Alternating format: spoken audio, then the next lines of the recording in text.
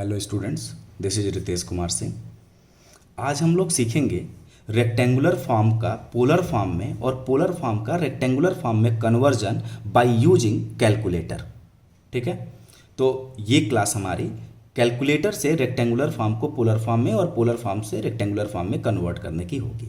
ठीक, चलिए शुरू करते हैं हम लोग। तो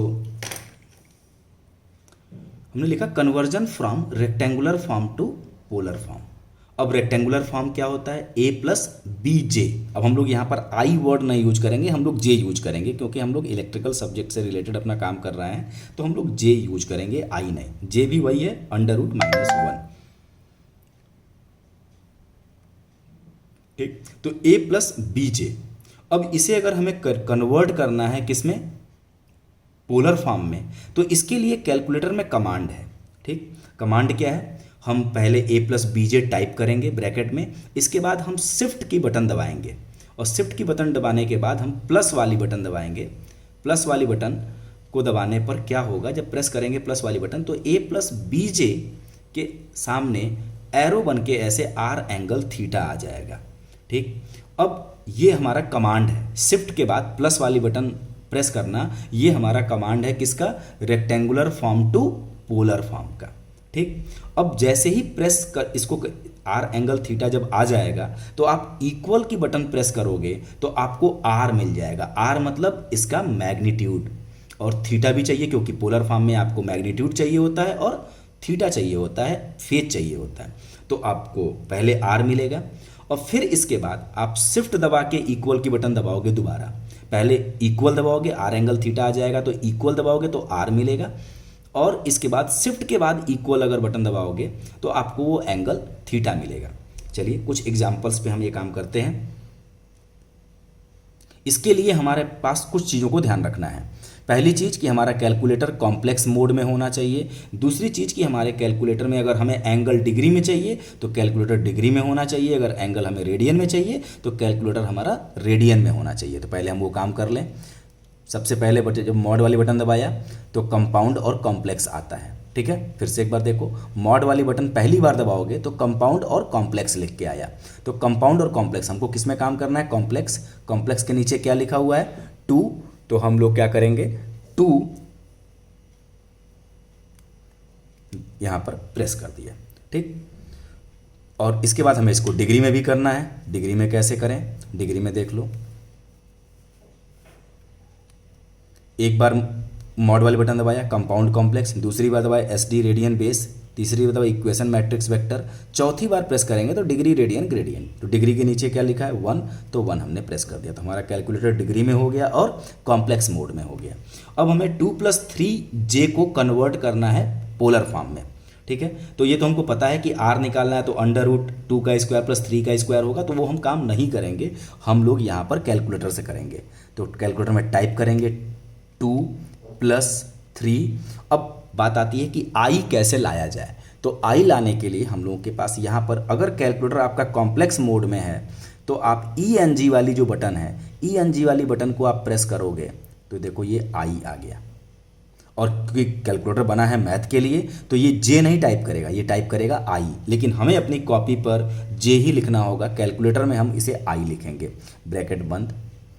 अब हमारा कमांड क्या था? शिफ्ट के बाद प्लस वाली बटन। तो शिफ्ट ये है और प्लस वाली बटन जैसे दबाया, आप देखो 2+3i के साथ एक एरो बन के आ गया आर एंगल थीटा। इसका मतलब ये क्या है?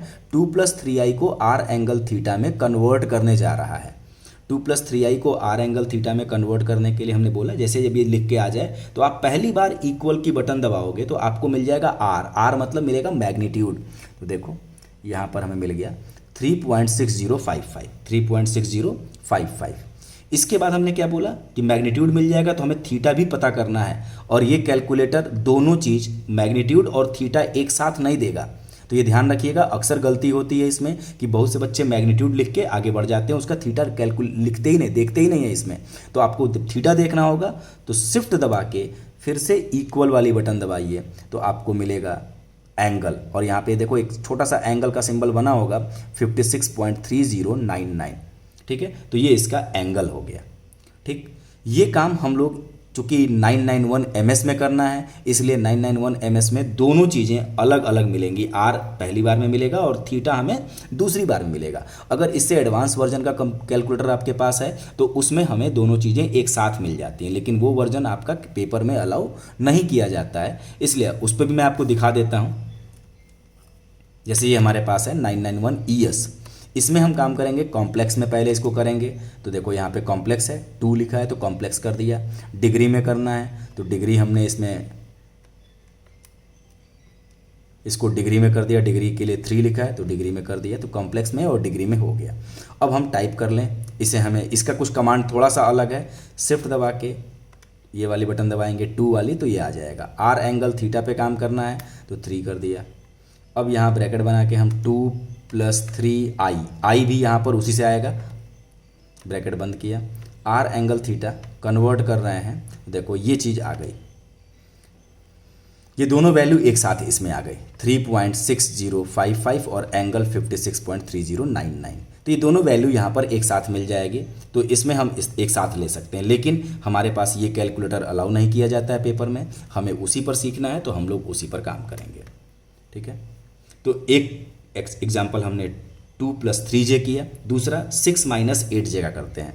तो ब्रैकेट बनाओ, 6 - 8i ब्रैकेट बंद, शिफ्ट दबा के प्लस वाली बटन दबा दिया। r एंगल थीटा हमने जैसे ही आया, पहली बार इक्वल दबाओगे तो आपको r मिलेगा, ध्यान रखना, पहली बार इक्वल दबाया r की वैल्यू कितनी आई 10। अगर आप मैनुअली भी कैलकुलेट करो तो r क्या है, √, रियल का स्क्वायर प्लस इमेजनरी का स्क्वायर। तो रियल क्या है 6, इमेजनरी 8, तो 6 का स्क्वायर 36 और इमेजनरी 8 है, तो 8 का स्क्वायर 64। तो 36 और 64 100, 100 का रूट लोगे तो 10 आ जाएगा, तो मैग्नीट्यूड 10। एंगल हम देखना है, फिर से देखते हैं, 6 - 8i ब्रैकेट बंद, कमांड दिया r एंगल थीटा का, पहली बार 10 और शिफ्ट दबा के इक्वल दबा दो तो आपको -53.13 डिग्री इसका क्या मिल गया, एंगल मिल गया। ठीक, एक और हमारे पास है 3j, तो हम इसको लिखेंगे 3i और इस पर भी हमने कमांड दे दिया r एंगल थीटा का, तो मैग्नीट्यूड मिला 3 और इसका एंगल मिल गया 90 डिग्री। ठीक है, एक और है -6i, इस पर कमांड दिया हमने, तो ये हो गया 6, इसका एंगल ले लिया तो -90 डिग्री। मतलब ये नंबर आप देखो, इसमें केवल और केवल इमेजनरी है, रियल पार्ट है ही नहीं। तो जब भी नंबर के अंदर, कॉम्प्लेक्स नंबर में इमेजनरी पार्ट होगा तो उसका एंगल 90 डिग्री होगा, या अगर इमेजनरी आपका नेगेटिव में है तो उसका एंगल -90 डिग्री। मैग्नीट्यूड कभी भी निगेटिव नहीं आ रहा है, देखो यहाँ पर भी मैग्नीट्यूड निगेटिव नहीं है, यहाँ भी नहीं है, यहाँ भी नहीं है, यहाँ भी नहीं है। तो भले ही इमेजनरी नंबर आपका निगेटिव हो, उससे कोई फर्क नहीं पड़ता है, मैग्नीट्यूड कभी भी निगेटिव नहीं आएगा। निगेटिव केवल और केवल एंगल ही आ सकता है, बाकी कुछ नहीं। अब मान लो कोई आपके पास एक नंबर है 2, तो 2 हमारे पास इसमें रियल पार्ट है, इसका इमेजनरी नहीं है, तो 2 को भी कन्वर्ट करोगे तो अब देखो, जब इमेजनरी ही नहीं है, इसका मतलब है कि उसका एंगल कुछ नहीं आने वाला है, एंगल 0। तो 2 को r एंगल थीटा कराए तो मैग्नीट्यूड आ गया 2 और इसमें एंगल देखोगे तो एंगल आ जाएगा 0। मतलब अगर आप इसको ग्राफ पर प्लॉट करोगे तो आपको दिख रहा है कि अगर रियल एक्सिस का ही नंबर है तो केवल और केवल रियल एक्सिस पर ही तो होगा, वो ये रियल एक्सिस पर ही होगा, और रियल एक्सिस के साथ उसका एंगल कितना है 0। अगर इमेजनरी एक्सिस का कोई पॉइंट है तो जब इसको इमेजनरी पे प्लॉट करोगे, मान लो 3j, तो इसका इसके साथ एंगल क्या बना 90 डिग्री। तो हम लोग जब भी केवल रियल नंबर है तो उसका मैग्नीट्यूड तो वही होगा और उसका एंगल 0 होगा। अगर इमेजनरी केवल नंबर है तो मैग्नीट्यूड उस नंबर के बराबर हो जाएगा और एंगल क्या हो जाएगा 90 डिग्री या फिर -90 डिग्री। ठीक है, अब हम कन्वर्जन सीखेंगे फ्रॉम पोलर टू रेक्टेंगुलर। तो पोलर टू रेक्टेंगुलर कन्वर्जन है, आप पोलर जो है उसको टाइप करिए, शिफ्ट दबा के माइनस वाली बटन दबाइए तो आपको ये कमांड किसका है, रेक्टेंगुलर का। तो जैसे ही आप शिफ्ट के बाद माइनस वाली बटन दबाएंगे तो r एंगल थीटा जो आपने लिखा होगा न्यूमेरिकल वैल्यू में, उस पर एक एरो बन के आ जाएगा a + bj का, यहाँ पर आएगा a + bi का। ठीक, पहली बार आप इक्वल की बटन दबाओगे तो आपको मिलेगा रियल, और दूसरी बार जब शिफ्ट के साथ इक्वल की बटन दबाओगे तो आपको मिलेगा इमेजनरी, क्योंकि रेक्टेंगुलर में कन्वर्ट करना है तो रेक्टेंगुलर के 2 कंपोनेंट रियल और इमेजनरी। ठीक, एग्जाम्पल से देखते हैं 5। अब हमें लिखना है एंगल 30, तो एंगल कैसे लिखें। अब आप शिफ्ट के नीचे आप देखोगे तीसरी बटन जो है जहाँ पर छोटा सा माइनस बना है ब्रैकेट में, उसके ऊपर एक पीले कलर से एंगल बना हुआ है। तो पीला कलर एक्टिवेट करने के लिए हमें कैलकुलेटर में शिफ्ट दबाना होगा। तो शिफ्ट के साथ हम निगेटिव वाली बटन दबा देंगे तो एंगल बन गया। अब इस पर हम क्या करेंगे, 30 लिख देंगे। तो हमारे पास ये आ गया 5 एंगल 30। अब इस पर हमें कमांड देना है, तो शिफ्ट दबा के माइनस वाली बटन दबा दिया तो देखो लिख गया 5 एंगल 30। और ये किस में कन्वर्ट कर रहा है, a प्लस बी आई, मतलब 5 एंगल 30 ये पोलर फॉर्म है, इसको किस में कन्वर्ट करने जा रहे हैं, a प्लस बी आई में। तो सबसे पहले हमें a की वैल्यू मिलेगी और उसके बाद b की। a मतलब रियल पार्ट और b मतलब इमेजनरी पार्ट। तो पहले इक्वल करोगे तो आपको मिलेगा रियल पार्ट 4.33 आ गया। अब इसका इमेजनरी पार्ट चाहिए तो शिफ्ट दबा के आप इक्वल दबाओ तो आपके पास आ गया 2.5 आई। छोटा सा यहाँ आई लिखा होगा, आप कैलकुलेटर में आप देखोगे तो आपको वहाँ पे दिखेगा, तो वो आई। और यहाँ पे कॉपी पे हम लिखेंगे उसे जे।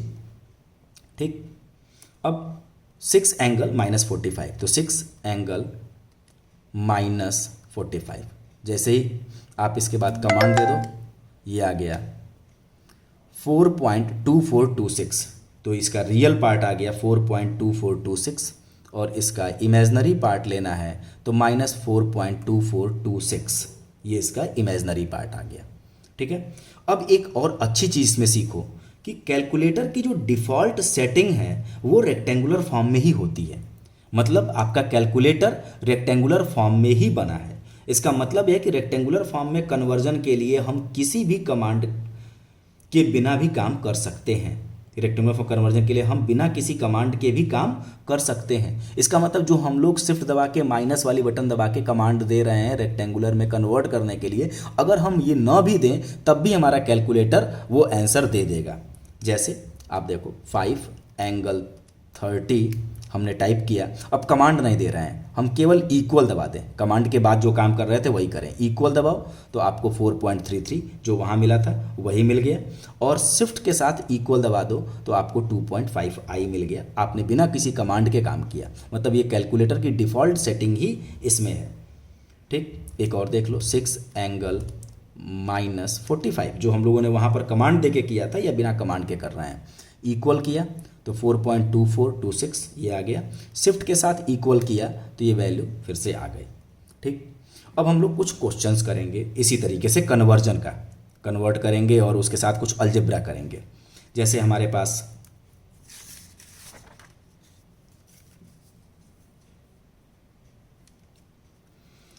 एक है Z1, यहाँ पे लिखा है 2 + 3J, Z2 6 - 8J, Z3 4 + 5J, Z4 6J, Z5 - 8J। हमें फाइंड करना है Z1 + Z2 - Z3।